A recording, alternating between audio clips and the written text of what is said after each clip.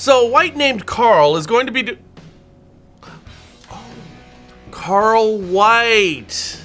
And the Marketing Animals have a podcast about once a week talking about all stuff loans. Yeah. It's called Loan Officer Freedom, and it's rad and it's free. All right, so click this banner right over there or on Facebook right up above to check it out. Awesome. Now, on with the news, guys. And yet another sign that the current administration is committed to reducing lawsuits against lenders. Brian Montgomery has been nominated to head FHA for a second time. Now, it appears that he's receiving bipartisan support. That means both the Dems and the Repubs are going to vote for him, with one exception, that being Pocahontas, Senator Liz Warren. Okay, so check this out. After his first stint as FHA director, Montgomery went to work for the Collingwood Group. They represented lenders in fights against False Claims Act violations. Right. Which allow HUD and the DOJ to go after lenders for small defects on FHA loans. False Claims Act cases cost lenders billions and billions and billions and billions and billions and billions and billions and billions and billions and billions and billions of dollars, and is the primary culprit for lenders deciding to not participate in FHA loans. So, if you're going to get sued for doing FHA loans, then a solution is to simply quit doing FHA loans. Right. So Montgomery, like Ben Carson, clearly is against arbitrarily going after lenders for these types of violations. Now, here comes the constipated logic of Liz Warren.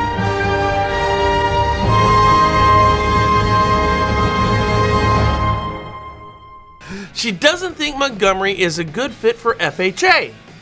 Though he's going to fly through on a bipartisan vote, Liz is the loudmouth holdout. That's right. She also raised concerns about Montgomery's consulting businesses after he left the FHA in 2009, noting that he helped negotiate agreements with FHA lenders on False Claim Act cases brought by the Department of Justice. All right.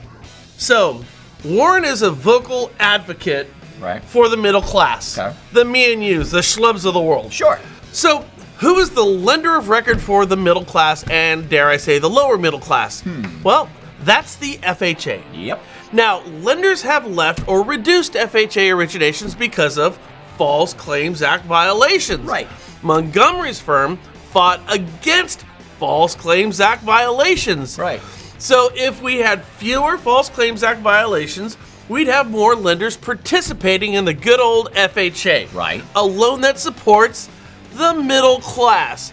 So you think, based on Montgomery's actions and Warren's beliefs, they'd be natural allies, but that ain't the case. You'd think it would be, though. So I wonder if this whole fighting Montgomery thing is just an extension of partisan politics and fighting anything Trump does, taking precedence over her stated values as a senator. I mean, if that's the case, as it appears to us anyway, it's just sad. Sad. It's politics once again at its worst. All right, well, what else would you expect? Now, for the good news. It appears Montgomery will, in fact, fly through. In which case, lenders now have friends against False Claims Act violations in both the heads of the state, HUD, and the FHA.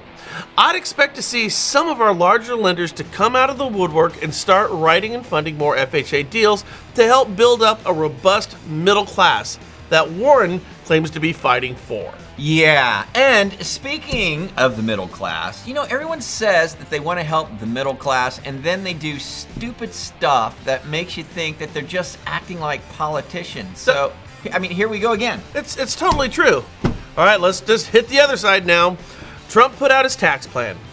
It's going to help the middle class, right? This is what we always hear. Now, they're proposing to cut the current mortgage tax deduction from $1 million to $500,000. Just cut that sucker right in half. And the plan also nearly doubles the standard deduction, meaning fewer taxpayers would itemize and take mortgage interest deductions. Right, the net effect of this is going to be that fewer people would take advantage of the deduction. So currently we're looking at 21%, and that number is going to go down to 4%, so say the great prognosticators of the world. Further, the pain would be felt worse in high real estate tax states like New Jersey and New York, and wouldn't hurt as much in places like the South. Right. Nevertheless, one of the cornerstones of the American dream is home ownership, and a cornerstone of home ownership is the mortgage interest tax deduction. Remember, for that middle class, the single greatest opportunity to build wealth is through your home. This is a proven fact. This sucks for the middle class. However, the National Association of Realtors, Or NAR. yes, they just launched one of their blitzes. Kriegs. Yeah, the blitz. Krieg.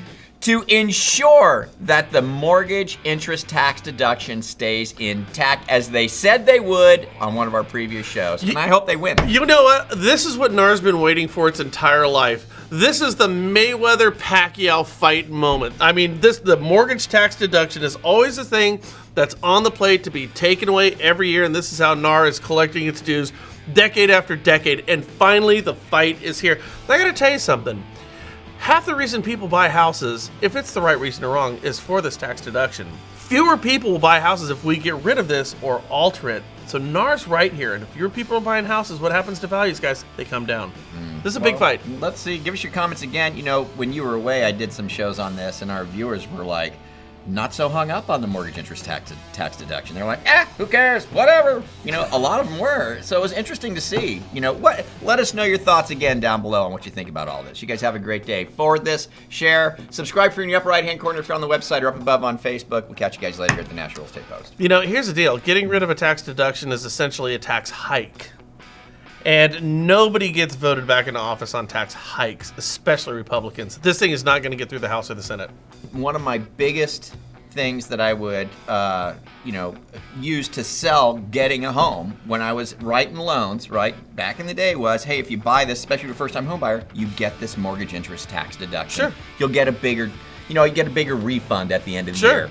And that always seemed to make people say, great, I'm in. I like it because, a lot of people love that refund and depend on that refund. Right. You know what I mean? So, I don't know. Just a thought. See you guys. Later.